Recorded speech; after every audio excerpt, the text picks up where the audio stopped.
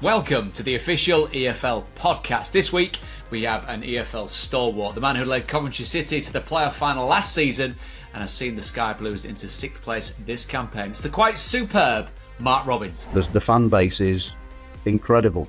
It's incredibly loyal but incredibly supportive, and that has been a major factor. You can't do it. If you've got a disconnect, you just cannot do it because you're fighting against the elements. You've got no chance. You need everybody working together. The wonderful Juliet Ferrington is back to co-host, and Colchester United's Danny Cowley attacks our 72 in 72. If we're floating your boat, then press the follow button on Apple or Spotify or wherever you get your podcast from so that you never ever miss an episode, or you can watch the whole thing on YouTube every week. Get ready, it's the official EFL podcast. Right, let's get stuck in. I was going to give a big long spiel to Juliet Ferrington, but she got that last time. But anyway, Jules, how are you? I'm all right. How are you? I'm really well, thank you very much. And seeing as though we kicked off the year so very well, I've got a treat for us today. I've got the longest serving manager in the Championship, the man who took a certain team to the playoff final at the end of last season, and who currently sits 6th, and as is the time-honoured tradition with the way that this club's operated in the last couple of years, this is when they really do mean business. Mark Robins, Coventry City manager, how are you? I'm all right, thank you. Nice to see you both. Good. It's a pleasure to have you here, Mark. And it's nice to have a manager on so quickly after a performance and a result from the night before against Bristol City. What was your take on it? Well, good point in the end. I think we didn't play as well as we have done of late, but I think I just really attribute that to the 2 games we've had on a difficult pitch at Sheffield Wednesday and the quick turnaround in games. I think there was some emotional baggage from that game came across with us to the game last night. Well documented. Shouldn't be, but it was. And just felt that we were a little bit flat. Things were a little bit flat. It sometimes happens in Championship football because the nature of it's relentless and, everything's full on. And really you look at the calendar prior to, just coming into January, really, you look like at that point that we had 5 weeks where we just had the Saturday to Saturday games. That quick change. So we end up with, I think, one free week where we can work on the training ground. But really prior to yesterday's game, I think if we get through against Sheffield Wednesday, 11 games in 43 days. So that's the nature of it. So sometimes you can be forgiven for having a little bit of a flat performance, or what can be sort of classed as a flat performance. But really, we were a goal up, conceded a really poor equaliser, conceded a second in about 84, 85 minutes, and then we sort of hit back immediately. So the point in the end was a good point. I said at the top, as I introduced you, about being the longest serving manager in the Championship by some way, of course, which is a feat in itself, to be in football management as long as you have. And when we listen to you post-match, pre-match, and Jules would have done this many a time, there's an element of being tremendously unruffled, of walking up with the straightest bat you're ever going to get and knocking away daft questions. Not Jules' daft questions, other reporters' daft questions. But being able to kind of manage expectation. And we spoke quite a few times, didn't we, Mark, in the run-up to the playoff final, which is this huge football match. And your approach never changed, and it never will change. From the gist that I get and knowing you the little bit that I do, I don't think your approach will ever change, will it? No, I don't think so. I think really there is emotion involved, 100%, and it's just how you try and manage. It's how I try and manage it. There's a lot goes on at football clubs. The club, Coventry City, it's a club that I've been at a long time, know it inside out. It's the second spell I've been there, and there's been so many ups and downs. Actually, now there's probably more ups than downs, which is testament to everybody and what we've done. I think my biggest achievement, really, apart from the obvious thing is promotions, but the sort of big connection with the supporters and the players has been phenomenal. Really, I think that's been a big achievement, because when I first went in, there were pigs' heads being thrown onto the pitch, not literally the balls, tennis balls, pigs' heads, and it was toxic, and that changed fairly quickly. We won the Checker Trade. It was the Checker Trade at that point. Papa John's Trophy, EFL Trophy. Within I'll about give an update on the latest sponsorship with it. I know. 3 weeks after I'd been in, and the first 3 games we lost. I had 3 games in a week. The first week was Brentford City, we lost 2-0. We went to MK Dons, lost 1-0. And then we were at home to Southend in the middle of a week where we lost again. And the third game was Port Vale. And it was, funnily enough, it was just before Wembley. So everybody turned up and we won. But the game at Wembley was incredible as well. He was just able to then just say, right, we'll just put the wood in the door. Just stop the rot. And we can use that as a starting point, really. And that's what happened. But the first day I walked into the football club was it was like walking off the edge of a cliff. It was just about to fall off the edge of a cliff, and it just needed grabbing hold of and taking forward. And a big club like Coventry, if anybody had walked in that day and seen the way it was, they wouldn't have believed it. So, big credit to everybody that's worked. And I've just spoken to Dave Boddy, because Dave Boddy's leaving today, the chief exec.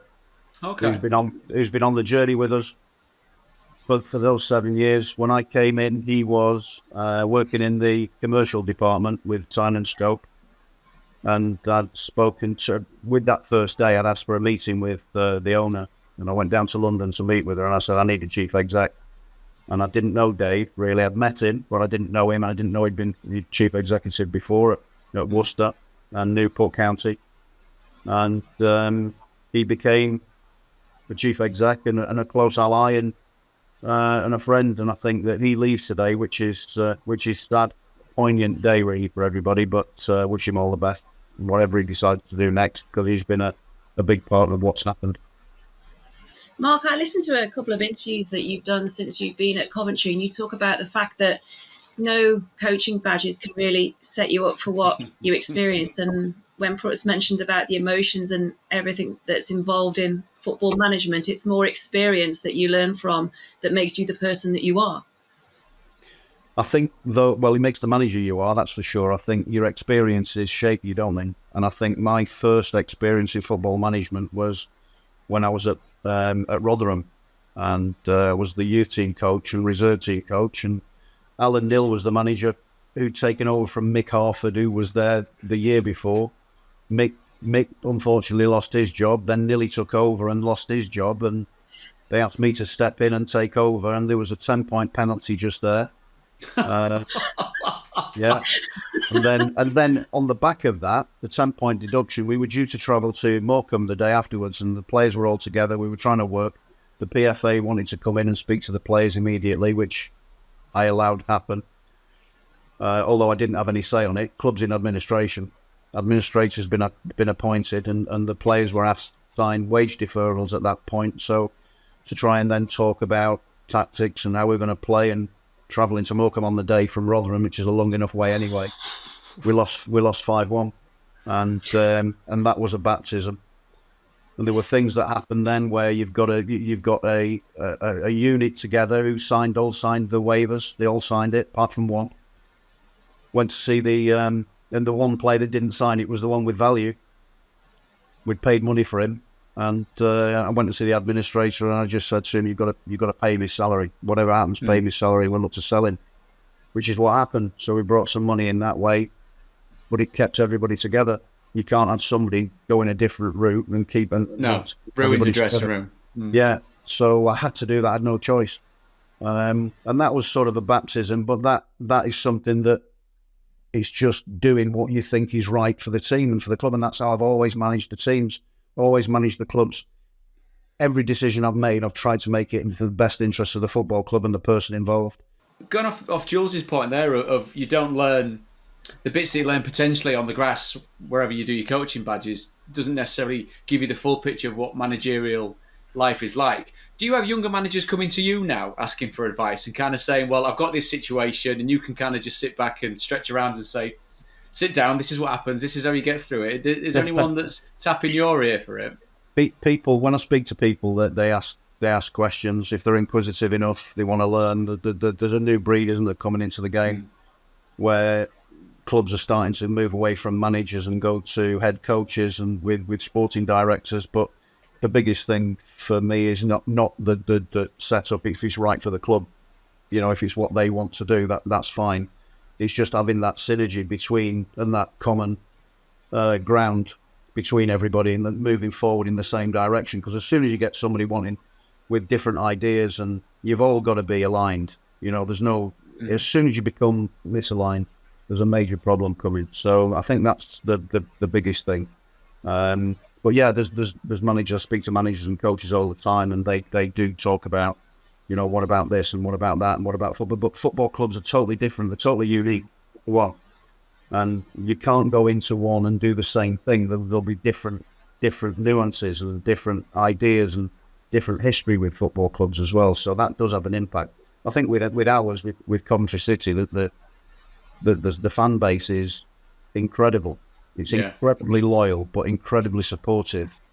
And that has been a major factor. You can't do it. If you've got a disconnect, you just cannot do it because you're fighting against the elements. You've got no chance. You need everybody working together.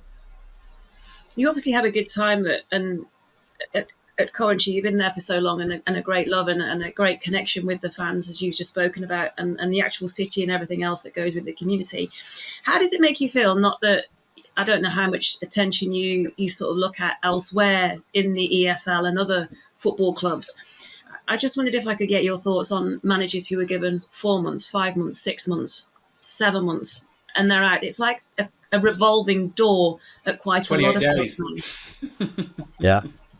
I think that first and foremost, you get different scenarios. But firstly, I've been involved in some, where you go for an interview, and the first thing you're asking, right, what do you want? What is it that you're after? What do you want as a football club? What are your aims? What are your ambitions? What's the resource? What's the training ground like? What's the stadium like? The support. What's the chances of growing the club? Where can we get to? There's so many different questions around the whole thing. It's not just about the team. Yes, we've got some good players, but are they going to stay? What's the contractual situation? Are we allowed to bring players in? What's your thoughts on that? Philosophy. And there are so many different elements to it that you've got to be aware of everything. And I think interview is a big, big starting point. Clubs need to be aware of what they're after, and a lot of them aren't. They don't really know what they want, so they're led by somebody else, and then all of a sudden it becomes difficult, and then they start to go, I don't really like this, I'm going to make a change because I don't like it. So it's an emotional game. Sometimes there's emotional decisions made, and I think generally every decision that's made will be an emotional one at the end of it. Whether it's a positive or it's a negative, they'll make an emotional decision. I think it's how you get there. I mean, Jurgen Klopp, for instance, has done incredibly well. He's gone into Liverpool. Not only has he stabilised it, he's built, and they've played a brilliant brand of football that people copy. People look at them and they want to emulate what Liverpool have done, and the way that they've gone about things, and the gegenpressing that's been brought in has obviously been copied by a lot of teams now. They did it in that way, and people start to look and try and emulate what other teams have done. I think, ultimately, they have to have a clear philosophy and a clear vision, and then they can align that with the coach or the manager that they want, and then they talk on those terms. And if you're talking along those lines, then you can start to get a feel for the manager that you're employing. If you don't do that, then you're going to sort of still try and get to know your manager for a long period of time, and then you need to build the trust. And that's another thing as well. That's built over time as well. What are they like? What's the recruitment department like? What type of player are you going to bring in? What's the philosophy there? What's the profile of the players? Who are the people that are recruiting? What's the connection between the coach, manager, or whatever it is with the recruitment department and the ownership? And then that's all aligned with the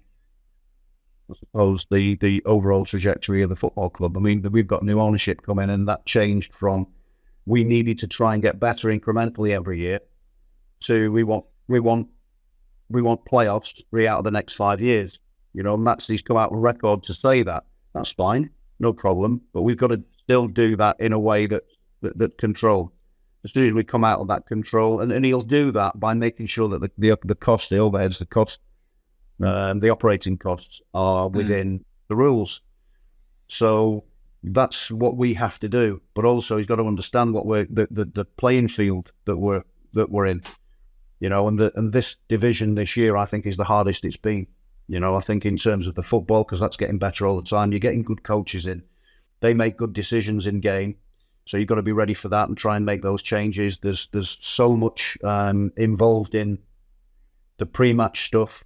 Whilst you're still getting the games, you're still getting the frequency of the games, the training sort of still goes down. The age of your squad is relevant because then you've still got to work with a young squad. They still need to be reminded about the roles and responsibilities and what needs to happen in certain times of the game.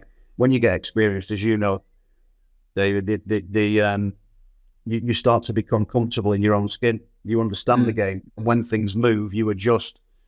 Young players don't. They're still learning. And that's one of the biggest things in terms of if you've got a young squad, that's why at times things and results start to go a little bit, especially in the Championship because of the nature of it. There's so many different nuances. There's so many different things that you've got to be on top of. And that's really where your experience comes in, Juliet. I'm listening to this as me and Jules are peppering you with questions, and I'm thinking, how on earth have you been able to give us 20 minutes on this podcast? Because, where on earth do you get the time from? It's the day before deadline day. You played last night. The games are coming thick and fast. It's 25 hours a day? It's 8 days a week? It's non-stop, isn't it? Yeah, but that's why I was late. So I've been on the phone. I was on the phone signing all who? day. Come on. I was just on no. I was just on the phone, and I'm doing other bits. I've had to do an audit. The academy's being audited, so I've been on the phone for an hour with the auditors or on Zoom with them. And whilst that's happening, I'm getting text messages. I've got some more messages now coming through. It's non-stop. My wife's here. She's just come in. She's brought me my lunch. My lunch is in the dog now, so I've got no chance. But I could do with missing a meal or two. So it just is what it is, and it's part of life. It's a way of life. If you don't like the way of life, you don't like it, then you need to get out of it. So that's it then, Mark. Really, you wouldn't have it any other way, no matter how many hours of the day that you need to do this job. No, I can't have it any other way. It's all consuming. But I've got good people around me. That's why I need Adi Vivash and Dennis Lawrence and Alan Williams. The good people, and they're capable. So I can trust them 100%. I don't need to get totally involved in that. I don't need to design sessions anymore. I don't need to go right this minute because I know that's getting done. It's just the way things have evolved over 7 years, and a lot of my job will change again now because we're starting to put things in place. There's a new performance director starting tomorrow, and she's called Claire Marie Roberts. She's coming in from the Premier League. She's worked for the Premier League for 10 years, so she'll help me in a number of areas, really, or us in a number of areas where she's got psychology qualification, but a really in-depth one. She's got sports psychology, clinical psychology, something different, so that'll be dealt with, but she'll be able to help me with that. She'll be able to do I want her to be able to manage the medical side of things, because initially I wanted a head of performance medicine that came in to manage that side of things. She'll do that as well. She'll head that up. And what she'll essentially do is look for the 1% that we might be able to get and gain an advantage from, or where there's any gap. She will do a thorough process, and she'll come back and report back, and we'll look at trying to fill those gaps and trying to move it forward cost effectively. I suppose that's the main thing, isn't it? Coming in cost effectively. Mark, I mean, you've given us so much of your time, mate, and I feel even worse now that you've not had your lunch.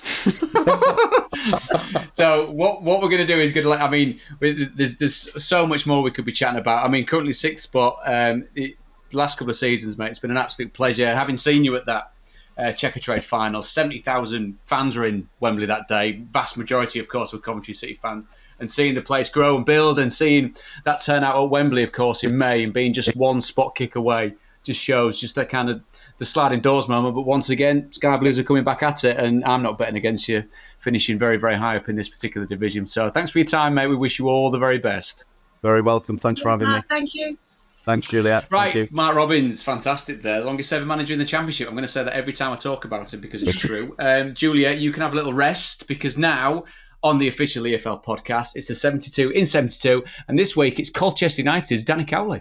Hi everyone, I'm Danny Cowley, and this is my 72 in 72. Leicester City, Ipswich Town, Leeds United, West Bromwich Albion, Hull City, Coventry City, Stoke City, Huddersfield Town, Norwich City, going to go into League One, Portsmouth, Derby, Bolton Wanderers, Stevenage, Fleetwood Town, Oxford United, Bristol Rovers, Bristol City. Let's go with Lincoln City, Northampton Town. Let's go into League Two, top of League Two, Mansfield, Wrexham, Notts County, Stockport County, Colchester United, of course, Harrogate Town, Forest Green Rovers, Sutton United, Grimsby Town, Newport County, Swansea City.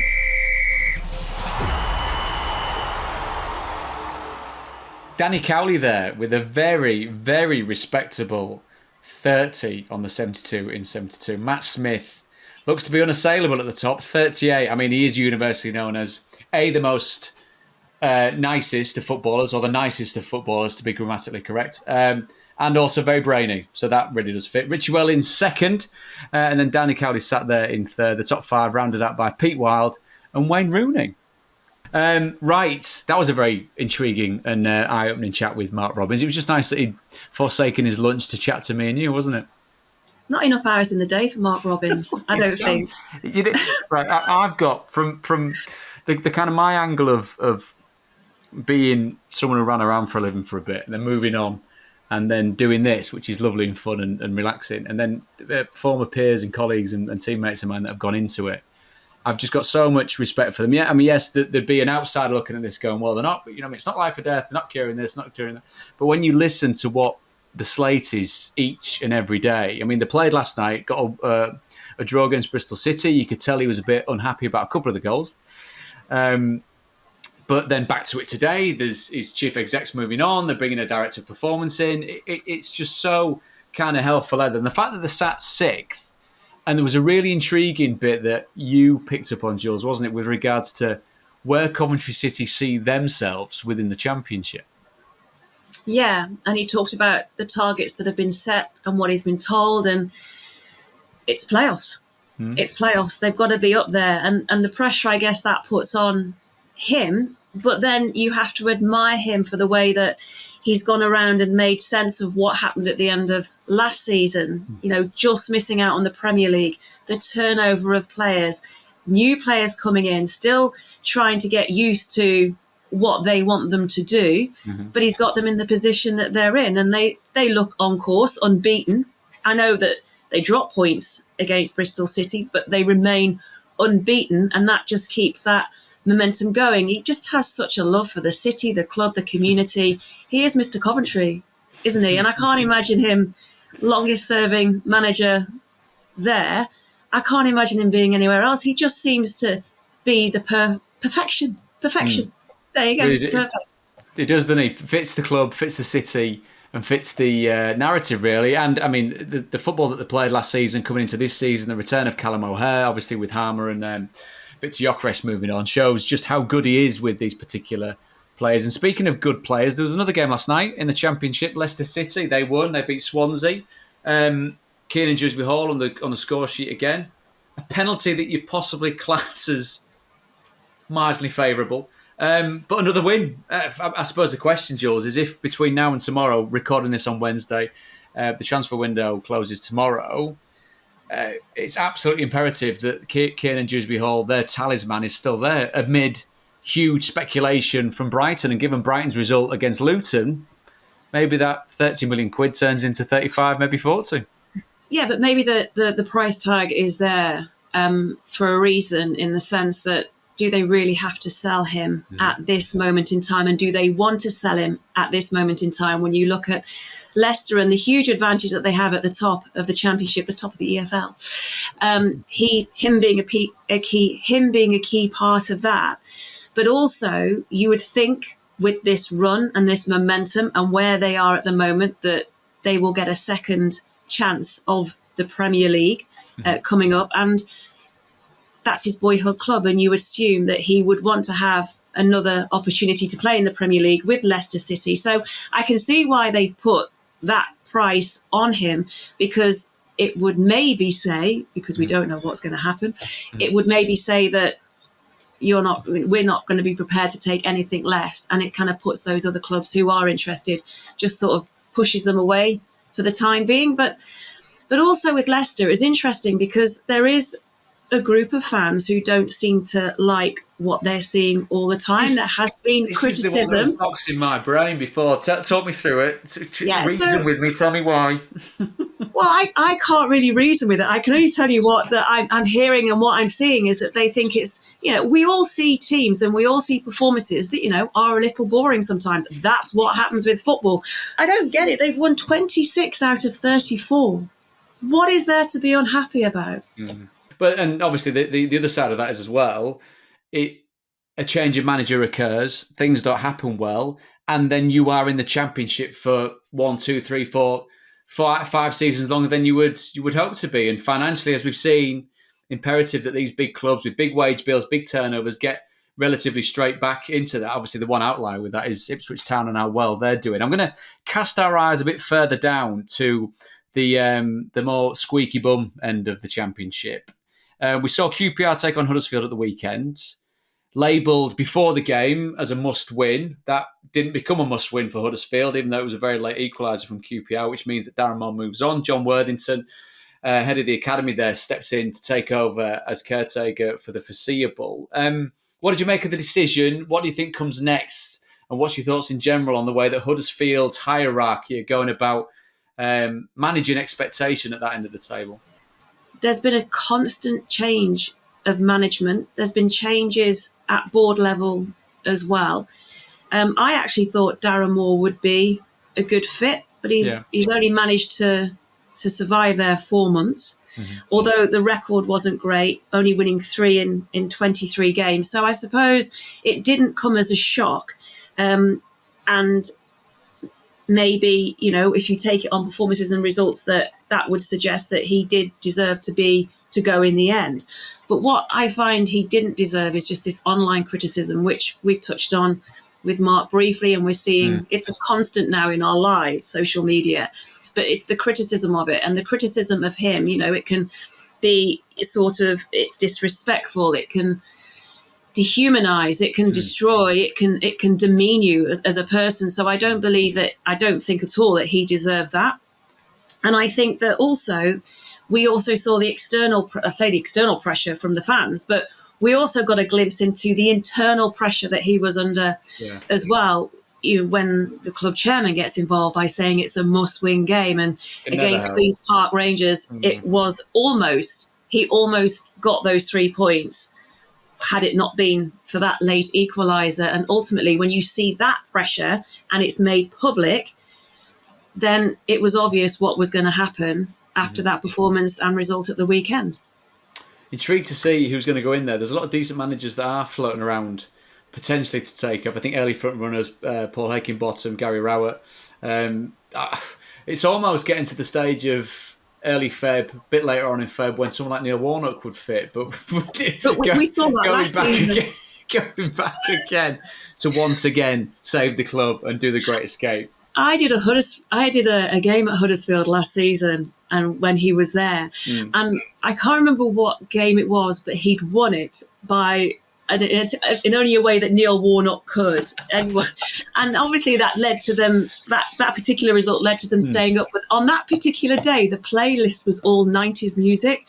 And I was sort of speaking to the press guy going, wow, we're rewinding here, like taking me back. Where's this all come from? And it was from his time when he was manager there first time around. They put together, it was an absolute banging playlist. And it obviously did the trick. But he had an opportunity to stay, which he did, and he didn't. So maybe he could foresee what was coming.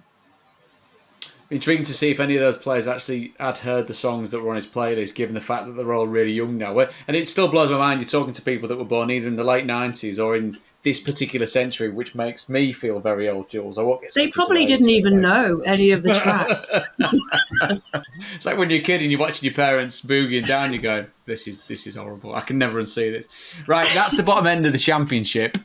intrigued to see what happens with that, and wish John Worthington, of course, all the best in this interim period. Big game against Sheffield Wednesday. Pompey won at the weekend. They're top of League One, 3 points clear of Bolton. Bolton, though, have 3 games in hand, which makes that even more intriguing. We do have to reflect on the Pompey game because there's something that happened in it, which at the weekend is something that sometimes when you sat, George, trying to make sense of the utterly nonsensical, you've got to park it and then just realise that people that do this type of thing don't deserve to be anywhere near a football pitch, do they? It's clear in any stadium or any ground you go to, you do not invade the pitch. Now, people probably think of pitch invasions and think, oh, it's a massive big group of people, which we've seen at Reading, we've seen at lots of different grounds. I only mention Reading because that happened recently through fans protesting. But for one person to think it's okay to go and run onto a pitch and chase the match official who is in charge of everything that goes on in that stadium at that particular time because of a decision that the fan didn't particularly like. And I don't know what prompts people to do this. And some people in the stands may think it's funny. Some people on social media may look at it and think, oh my goodness, have you seen what happened at Vale Park today? But actually there's a safety reason. There's a safety concern. These rules are in place for a reason, but also I don't know who that person was or who that person is, but that person, his employers will see it, his family will see it, correct, his friends will see it, and now whatever punishment is going to be given to him for doing it, then there's every chance he's not going to be able to enter a stadium or a football ground for quite some years to come, just because he thought it was okay to go and chase the match official and try and get him to speak to him about a decision that he wasn't particularly happy about. Yeah, I mean, situations like this are critical in the sense of hopefully rowing back from the precipice of just officiating being the most impossible job within professional football, because it's like you say, it's fodder to talk about. Decisions are poured over, pulled apart, ridiculed, high-fived, and it does nobody any good because fundamentally, without them, the game's knackered. If you're in a position where the referees aren't refereeing anymore, then it stops the game completely in its tracks. But everything that you said there, Jules, I can't disagree with. Let's go on to something slightly lighter. At time of recording last week, we just heard that Paul Hurst had got the Shrewsbury Town job, and Paul Hurst and Shrewsbury Town fit together really, really well. If you're a Shrews fan, are you thinking that the good times are about to return? Well, the good times did come back if you are a Shrewsbury Town fan, because he won his first game. Must have had some good training time with the players because he wouldn't have had a whole full week to work with them. But you just feel with Paul that it's unfinished business because of the manner in which he left the last time he was at Shrewsbury. He brought some form of success to the club. He had a good time there. Matt Taylor, another manager who was only given a handful of months to try and do things. He only ever wanted the best for that club, and you could tell that with the way that he dealt with the media and he spoke about the club and the players. And he had players out injured, and it's tough finances at Shrewsbury. But he's a guy, Paul Hurst, who knows the town, who knows the club, who knows what it can do. And obviously the players have responded to that as well because they put in that performance and they scored goals too, which also helps. And the fans seem to be happy. And, there were a few fans that were disgruntled with the way that Paul Hurst left the last time. But it's only a handful. And I'm sure that, he'll have them back on side within the near future. Let's move into League Two. Speaking of that particular division, Wrexham currently sits second. Stockport, of course, emphatic as ever. Mansfield third. Barrow fourth. Crewe fifth. MK Dons in sixth. Mike Williamson doing a terrific job since coming over from Gateshead. When you're in a position as an ex-player where a player that was in the youth team of a football club that you were in is now a manager and doing really, really, really well. He was there at Southampton. Absolutely blows my mind. Makes me feel very old. But new managers rocking in at Notts County. Luke Williams, of course, tremendous job, tremendous footballing job, if you are a purist. Going back to Mark Robins talking about philosophy and speaking to younger managers. He's obviously since moved on. Swansea, tricky start for them. Obviously work for him to do. But Stuart Maynard is the man to take the Magpies forward. Wealdstone is on his CV. But also the first properly full-time managerial job that he's had is this. No pressure then. No pressure, but and also he came in after that tremendous 10-goal thriller against Grimsby, 5-5. Wow, I still can't get over that one. Amazing, Dan. Amazing. Crazy. They've got Mansfield this weekend, haven't they? But yeah, Wealdstone. So he hasn't sort of had that professional management job before full time, but also he comes with a really good track record, a really good reputation for what he did at Wealdstone. I think Notts County might have played Wealdstone last season, and he said some really good words about Notts County, about the club as well. So the fans seem to have backed him. He's possession-based football. That will suit the players at Notts County that he's inherited and got. So they won't have to do much different on the pitch from what they have been used to. So it does seem to be and feel a really strong appointment for them, and hopefully they can continue and he can continue that momentum that they had built before Luke left for the South Wales and Swansea. So also, but the fact that I thought was quite interesting is that because it's his first job in professional football, that, you know, that will be a motivation for him as well. So that could also push the team on, but we'll see how it goes. Elsewhere, there's a man that has very definitely not just got his first job in professional football. He's been around a very long time. And I mean that with real warmth and empathy, because whenever I've worked with this particular fella, he's been wonderful. Always has a lot of time for you in and around games, sends the longest WhatsApp and text messages with the most infinite amount of detail on, which is wonderful and muchly appreciated for my very small brain. Let's talk about Forest Green, because they've changed tack. They went for someone that they thought might be the bright young thing to try and take them in one direction. That didn't work, but Steve Cotterill comes back into the fold. I think it's great. That'll suit him, won't it? I think it'll suit him. I think it'll be a good appointment for him, and a good appointment for Forest Green. He's never been relegated. I think I've got this one right as well. I don't think he's ever been relegated as a manager. But what he does do, double check that, what he does do... I've got 10 fate, basically. Don't take my word for it. What he does do is he kind of rebuilds and any disconnect that was there before. And I think there's been quite a lot of disconnect at Forest Green with the fans, at the club and the players. So he's very good at doing that. He's very good at taking pressure off players.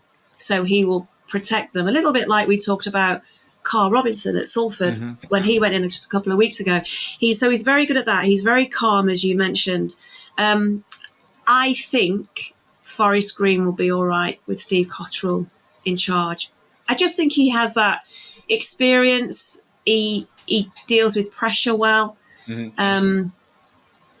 And he'll motivate the players, but also that he was good. And I go back to Shrewsbury, but he was really good for Shrewsbury when Shrewsbury needed somebody like that. And they had a couple of good seasons there. So I think that will work out well. I think he's just calm. I think he's experienced, and he knows how to deal. He knows how to deal with things, situations, media, pressure, players. And I think as well, I mean, he's got a cracking sense of humour. I think it wasn't lost on him when he was, unfortunately, spending a lot of time in hospital with COVID, how well Shrewsbury Town were doing. I think he referenced that was while he was there. They did really well while he was out of, when he was away. But obviously he's fully recovered from that now. Which is wonderful. Which is great. And it didn't, it ended at Shrewsbury. And now he's had an opportunity now to try and do something good at Forest Green Rovers. Well, one of the good guys is back. We wish him all the best. Jules, this has been a pleasure. Last time we spoke, you had a free weekend. I sincerely hope that's not the case. You can't have too many of those. Hair's been done today. Can you not tell? That's how I was going to finish. That's what it was this morning. You've done your hair. I've had mine laughingly cut by someone who's going to go and finish it off in a bit. But very nice. I don't know very nice. You need the top bit. Kind of looks a little bit out of proportion. It looks naked behind the ears. Okay, on that bombshell, I'm going to let you go. Juliet Farrington, a pleasure and lovely to see you. See you again soon. Always nice, of course, to finish on her chat. My thanks to Juliet, to the marvellous Mark Robbins, and of course to Danny Cowley. Please do give us a follow wherever you get your podcasts, or watch it all on YouTube. My name is David Prutton, and I'll see you same time next week for another episode of this, the official EFL podcast.